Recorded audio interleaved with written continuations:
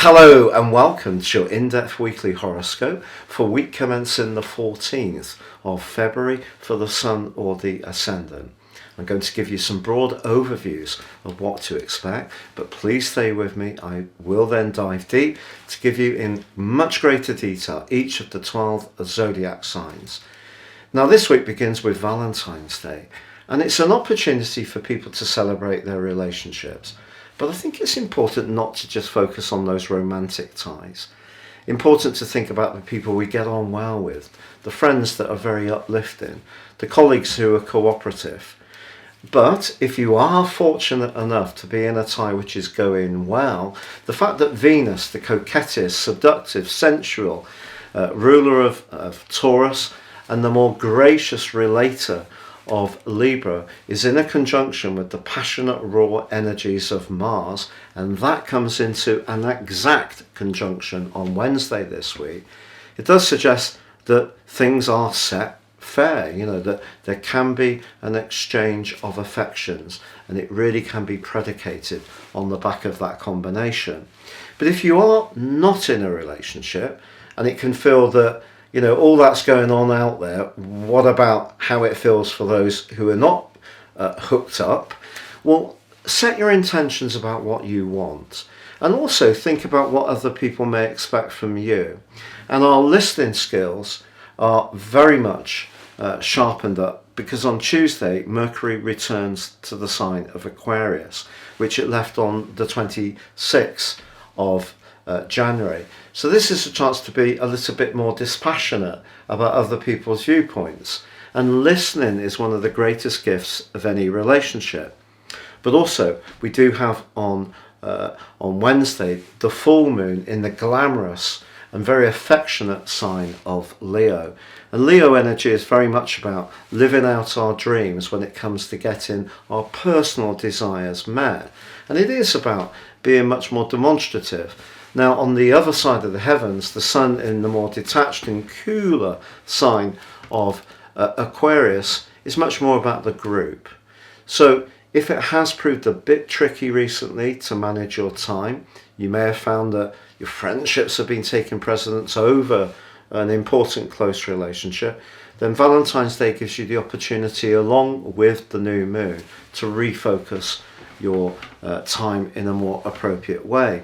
But it could also be a trigger for someone in your circle stepping forwards and showing some kind of interest romantically.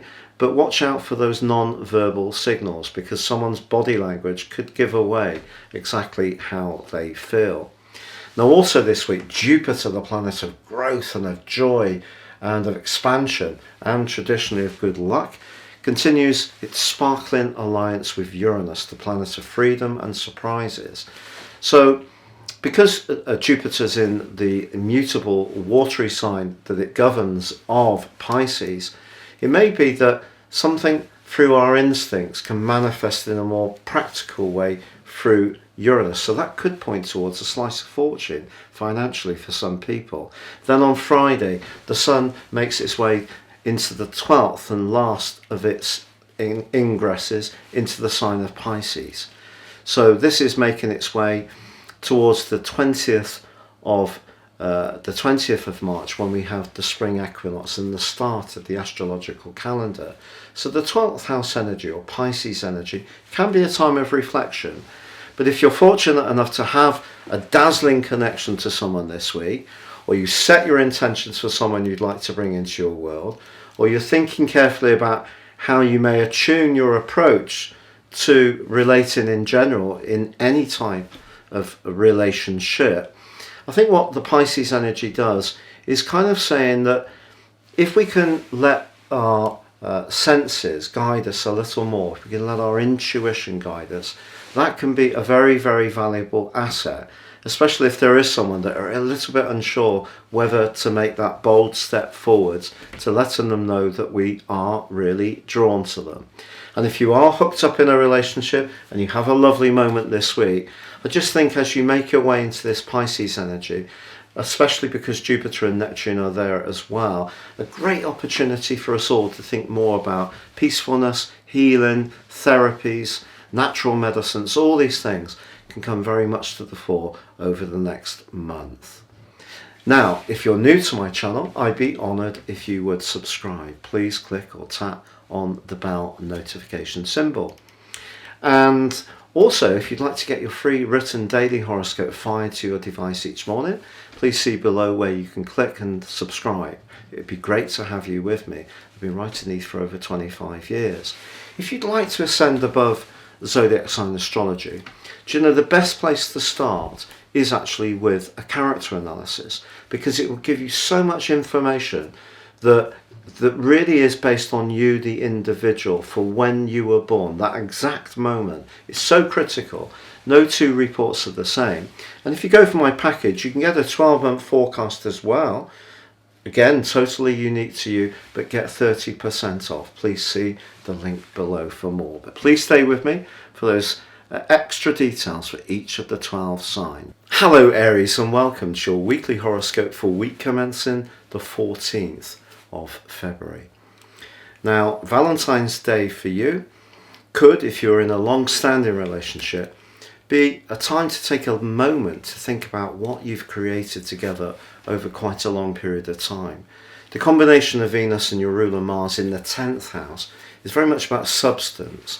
So if you have had a very enduring relationship, it may have had its moments, like most of them do really savour, the amount of application and dedication that's gone in towards building the life that you have. That's going to be really sweet. If you're single, the chance to meet somebody new could come through a professional interaction. And this is partly because with the potency of Venus and Mars in your 10th house, Mars is giving you actually extra dynamism and self-confidence. Mars in your own sign is very much about getting things off the ground, initiating things. The 10th house is very much about where we raise our profile. So if there is someone that you're attracted to, this combination can give you the charm, Venus, but that extra spark of drive, Mars, to actually reach out and perhaps make your move. But of course, Mercury moving into your sector of friendship is also super if you're wanting to mix and mingle, if that's possible where you are. And I think that the full moon is really a very much of an opportunity for your sign, because of the fact that the ruler, obviously, of Leo is the sun. So there's a kinship between Leo and you because of your fire triplicity. So really that's again about initiation. So if there isn't something in your life that you'd want, and the full moon often brings into the open something that might be a bit out of kilter. So, if you've got plenty of friends and, it's never a dull moment, but you don't quite have that very, very special relationship that you would like, then I think that this is a full moon that you can really start to think about how maybe that can manifest itself in your situation. I know that normally happens on a new moon, but the new moon obviously at the start of February was very much about your future and about your group associations. If you need to pivot and really focus down a bit more on your own needs, I'm basically saying don't feel guilty about it, because the people who really are your best buddies are going to understand if there is a gap in your life that you want to address. But again, with Mercury returning to Aquarius, it could be a friend or a friend of a friend who makes a suggestion, makes you laugh, invites you out with a group of people, and that could be a spark that sees a connection with someone that you're really drawn to. With the Sun moving on Friday into Pisces, joining with Jupiter and Neptune, it is your opportunity to look back over the last year to think about what it's really meant for you. Obviously with COVID, it has been quite a brutal time for a lot of people, whether it's brutal in the restriction of movement, whether it's brutal because you've had it, or someone you know's had it, or you've lost someone who's had it. But I think the energy in the sign of Pisces is full of opportunities for you. I think one of the things that is rarely noted about your sign is that you often have the courage to listen to your gut instinct, but take action. Other people listen to their instincts, but then ponder and recircle and weigh things up. But if you get a hunch that feels right, that often gives you a lot of thrust to go and do it.